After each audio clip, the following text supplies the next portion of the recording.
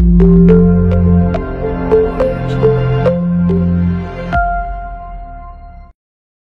jumpa lagi dengan kami di YouTube Sterling Tulus Cemerlang. Hari ini kita akan membahas mengenai RPA, Robotic Process Automation. Ya, tapi sebelum lebih lanjut, jangan lupa subscribe dan aktifkan fitur notifikasinya supaya nanti kalau misalkan ada video-video baru, kamu bisa dapat informasinya langsung, notifikasinya. Oke, apa itu RPA? Ya, RPA itu singkatan dari Robotic Process Automation, yaitu merupakan sebuah sistem atau software yang dapat dengan mudah diprogram untuk mensimulasikan apa yang dilakukan oleh user, oleh kita, ketika bekerja menggunakan sebuah sistem. Ya.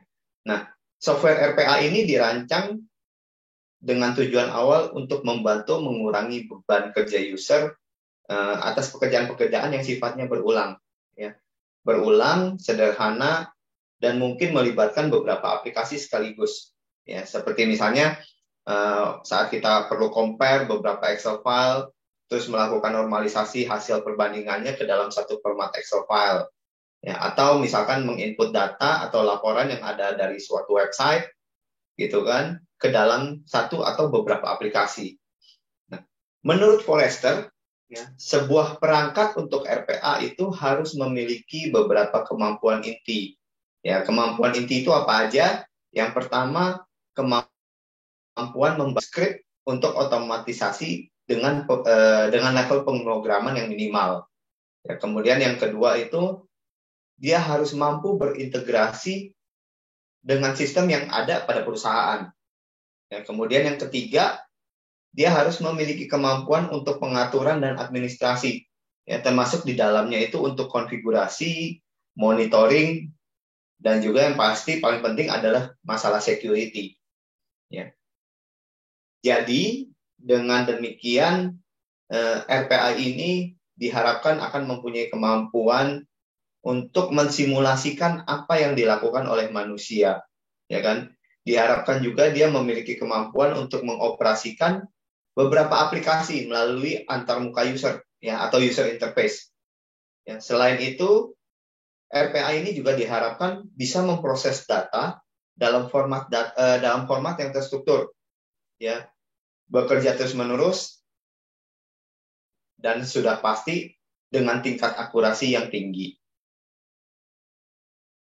Nah, terus apa aja sih proses-proses yang dapat diotomatisasi, ya kan?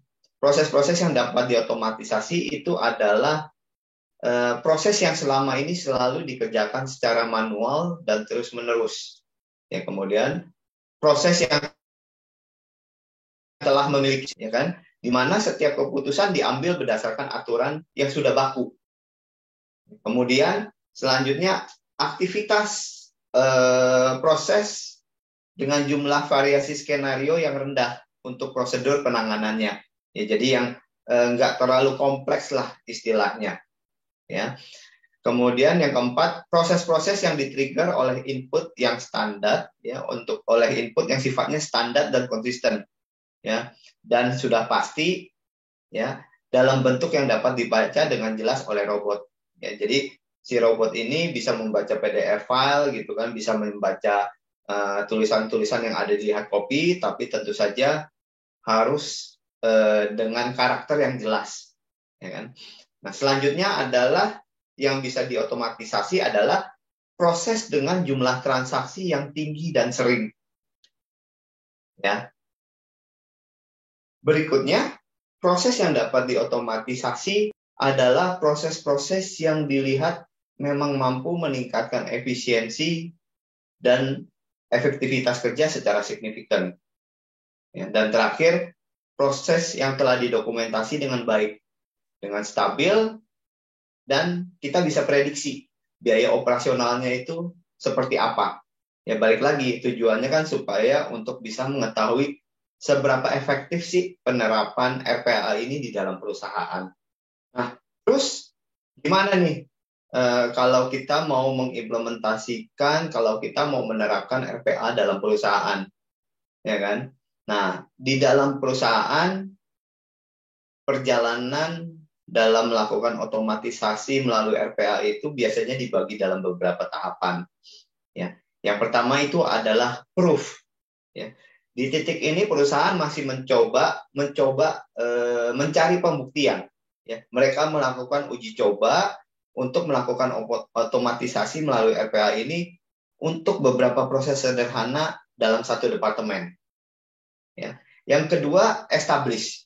Ya. Di tahap perjalanan yang kedua ini, ketika perusahaan sudah merasa nyaman, dia bisa melihat hasil dari penerapan RPA-nya ini, mereka mulai menggunakan RPA untuk menyederhanakan dan mendesain ulang lebih banyak proses. Ya. Kemudian ketiga, expand. Ya. Dengan semakin mapan, RPA-nya semakin berkembang, dan ROI yang ditargetkan juga tercapai, biasanya perusahaan mulai menentukan COE atau Center of Excellence, ya, untuk merencanakan perluasan implementasi RPA-nya dari satu departemen ke departemen lain. Nah, yang terakhir adalah scale. Ya. Di level ini, biasanya perusahaan sudah melibatkan seluruh usernya untuk mengidentifikasi proses-proses yang dapat diotomatisasi di semua area. Ya, kemudian mengelola keseluruhan strategi otomatisasinya pada perusahaan. Ada beberapa keuntungan yang bisa didapatkan dari perusahaan dengan penerapan RPA. Ya, yang pertama, salah satunya ya, RPA ini tidak memerlukan developer khusus. Ya, dengan menggunakan metode drag and drop, biasanya nanti seorang user yang tidak punya pengalaman di bidang IT biasanya akan lebih mudah membangun robotnya. Ya. Kemudian dengan penggunaan RPA ini pun perusahaan dapat mengalokasikan karyawan untuk melakukan tugas yang lebih penting, ya, sehingga bisa lebih meningkatkan produktivitas dan ROI-nya. Ya. Kemudian keuntungannya lainnya adalah dia mampu meningkatkan kepuasan pelanggan. Kok bisa gitu kan? Padahal kan penerapannya di dalam perusahaan ya. Nah, karena ini bisa mampu membantu mengurangi waktu tunggu ketika pelanggan membutuhkan suatu informasi. Ya. Selanjutnya, keuntungan lainnya, penerapan RPA ini pun juga bisa membantu karyawan menjadi lebih berkembang. Ya, dia lebih fokus untuk melakukan pekerjaan yang sifatnya mungkin bersifat analisa.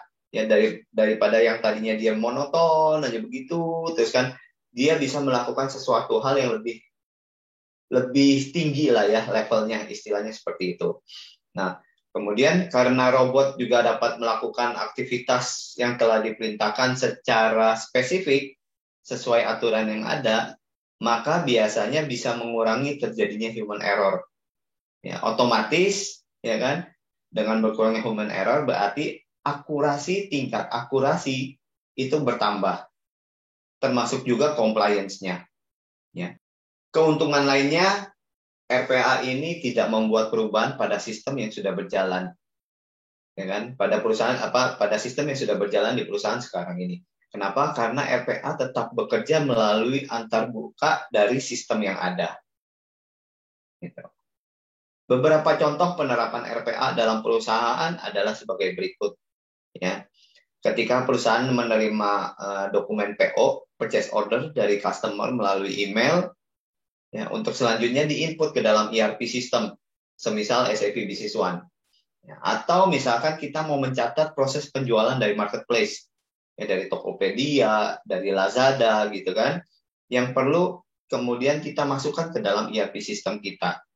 Ya, biasanya kan itu diketik, dapat laporannya, gitu kan, dalam bentuk Excel. Kalau sistem di perusahaannya canggih, dia udah bikinin API-nya untuk narik Excel-nya, tapi kalau yang belum canggih-canggih banget, dia tarik laporannya dari Tokopedia, dia input manual ke dalam sistem, ya kan.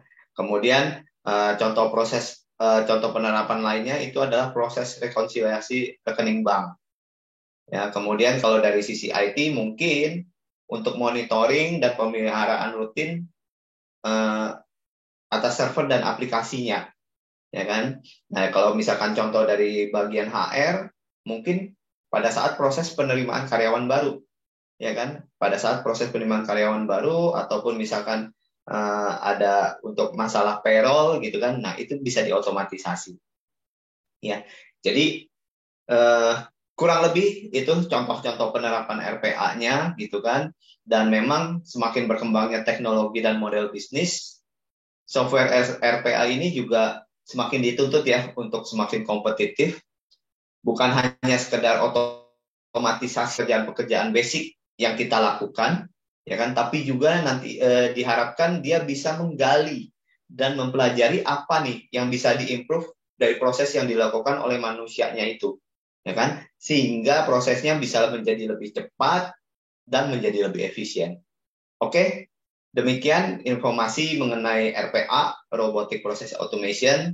Semoga bisa membantu memberikan kejelasan ke teman-teman, Bapak Ibu, yang mungkin membutuhkan pengetahuan tentang RPA-nya. Ya. Jangan lupa, silakan subscribe dan aktifkan notifikasinya buat kalau ada video-video baru, supaya langsung Bapak Ibu, teman-teman dapat informasinya. Bye-bye.